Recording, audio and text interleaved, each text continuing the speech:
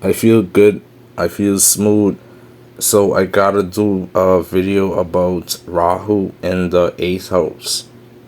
Rahu is the weird and unusual things that are bad. Rahu shows who snakes us, cheats us, lies to us, lies on our name, etc. Rahu is the foreign and exotic things that we aren't accustomed to seeing, etc.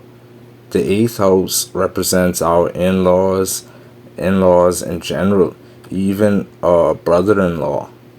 I think even your baby mother's or baby father's side of the family as well.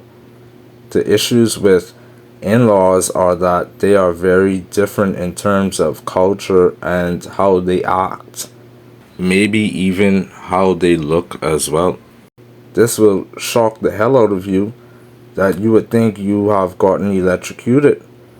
If you are married, you would be like, Tom, what kind of family stories are these my husband slash wife is telling me? Let's say your spouse invites you over to his or her family's gathering event like a funeral. You would be in awe the whole time because either your in laws look different, have a different ethnicity, or are so unconventional, you would be like, why do they act like that? Keep in mind, this is the perspective of you on the outside looking in. Now, when you do really interact with in laws, especially on an individual basis, you would be like, why does my sister in law do me dirty? Why is my cousin in law such a bad person to me? You would realize fast that in laws don't have your best interests. They lie to you and about you. Overall, in laws would give you an uneasy feeling when amongst them. As a result, your focus becomes about trying to figure out why does your fiance or whatever act so bad. You would be like, what family I got myself involved with? A placement like this could help you find out who your future spouse is too, because you can meet the family way before a marriage or an engagement occurs. The eighth house is unearned money, gifts, inheritance, your spouse's finances. When it comes to inheritance, you can actually get it from your grandparents. Maybe you live in a home passed on to you by a grandparent. Grandparents may give you gifts and stuff, especially for a birthday. If you own a business, perhaps a grandparent becomes a constant customer. Rahu is cats, so even a cat may become a gift to you by anyone. Inheritances in general, though, something is unusual about it, to the point where it can be difficult to obtain. You might have to go into a different country or something just to get it due to the foreign influence of Rahu. Regardless, your inheritances come with backlash. So there is like a catch with the things you are given for free. For example, you get insurance or will money that is $1 million or euros, £1 million. But you find out you gotta go to the insurance company overseas just to get it. Then, when you arrive, you find out that your inheritance was stolen by another family member. See, Rahu's influence on money is never good, so it can give an illusion that, hey, once my husband or wife dies, I'll have this big house all to myself. Then, when the death happens, your name isn't even on the will. You may find out that other people you didn't even know names were on the will. This placement is funny because when it comes down to gifts, Rahu doesn't do anything in between.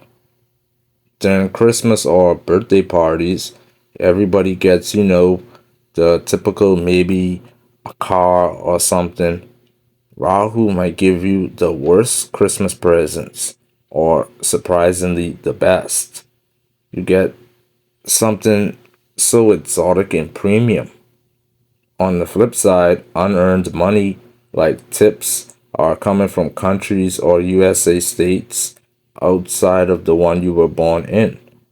Just like how people can get other people from all over the world to cash out them money, even OnlyFans people have that advantage.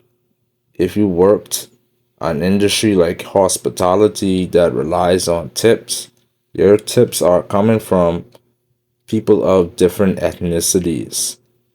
When it comes to your spouse's finances, things are unconventional for two main reasons.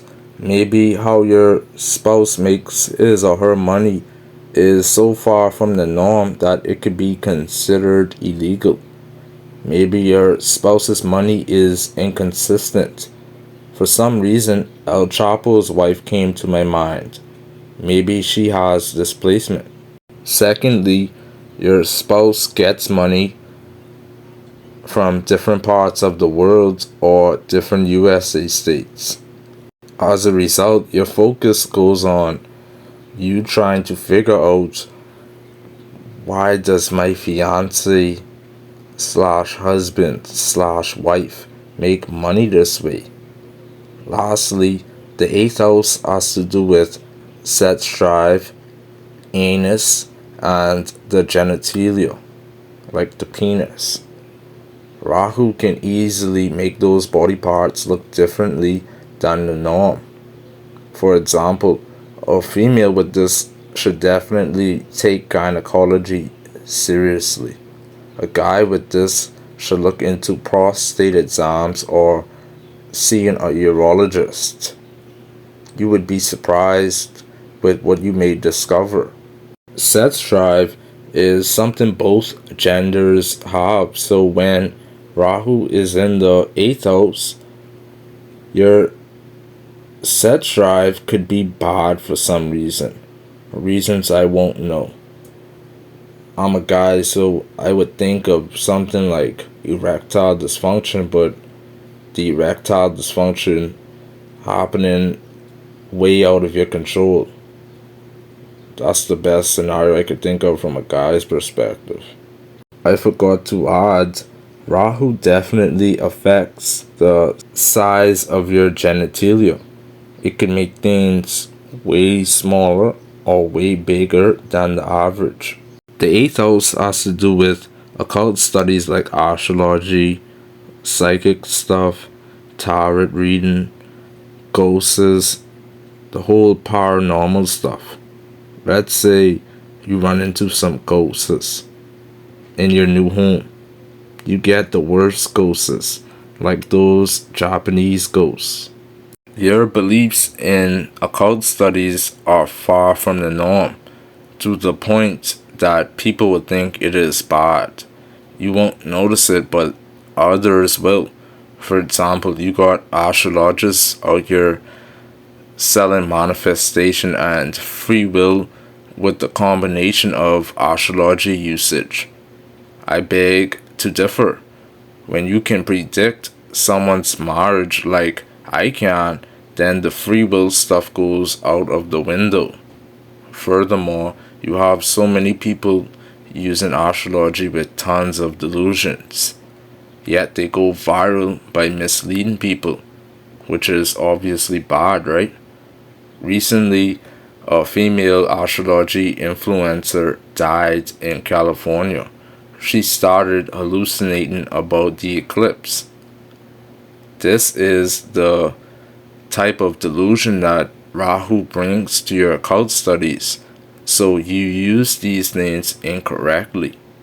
You learn your occult studies from far different countries as well.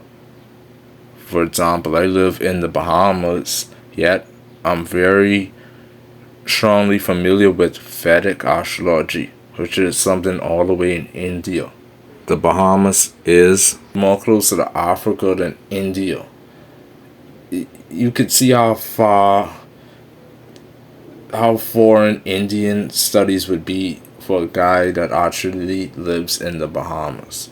Lastly, another thing that I forgot to mention, since I view the eighth house as the house of secretive relationships, then it can show with Rahu being in the eighth house, you would have a secretive relationship with your grandparents.